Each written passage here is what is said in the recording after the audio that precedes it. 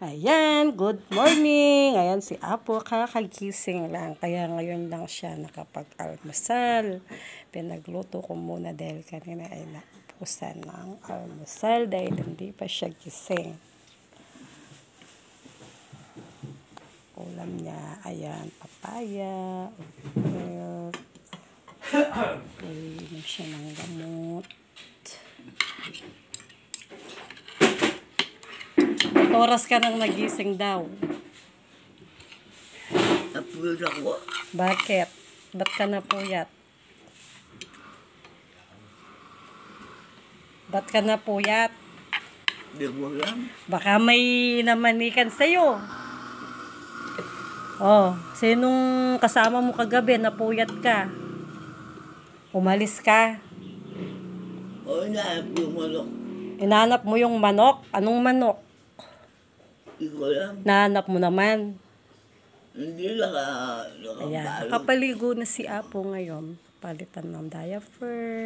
Tsaka pagkagising niya, pinaliguan ko na kasi kailangan ng mapalitan ng diaper. Ayan, hinahanap daw yung manok kagabi. Yung puting manok na hinahanap niya. Baka manok ni San Pedro, hindi niya alam. Baka namasyal na naman siya. Ayan. Kanina, nandito si Albert. Pero dahil matagal pang magising si Apo, kaya siya na lang kumain sa almusal ni Apo. Ngayon, pinagluto ko na lang ulit. Oh.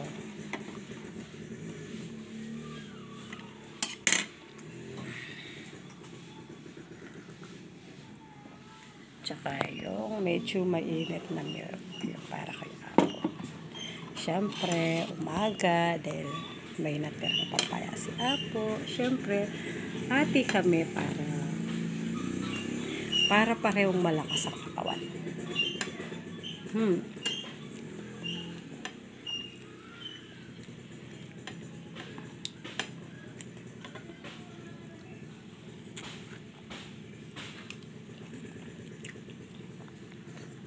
Oh, kayo ba mga viewers, meron ba kayong nanay na katulad ni Apo na may naghahalaga na sa kanya? Pero kawawa yung mga nanay natin kapag walang mga naghahalaga sa kanila. Dahil yung sipag nila noon, iba na ngayon dahil sobrang tanda na sila at hindi na sila nakakilos ng maayos. Kaya swerte na lang ang aking mga magulang kung may mag-aalaga sa kanila at may mag-afford sa kanilang mga gamit, lalo na sa diaper, gatas, wipes, at nang gagamitin niya, lalo na kung bedridden siya.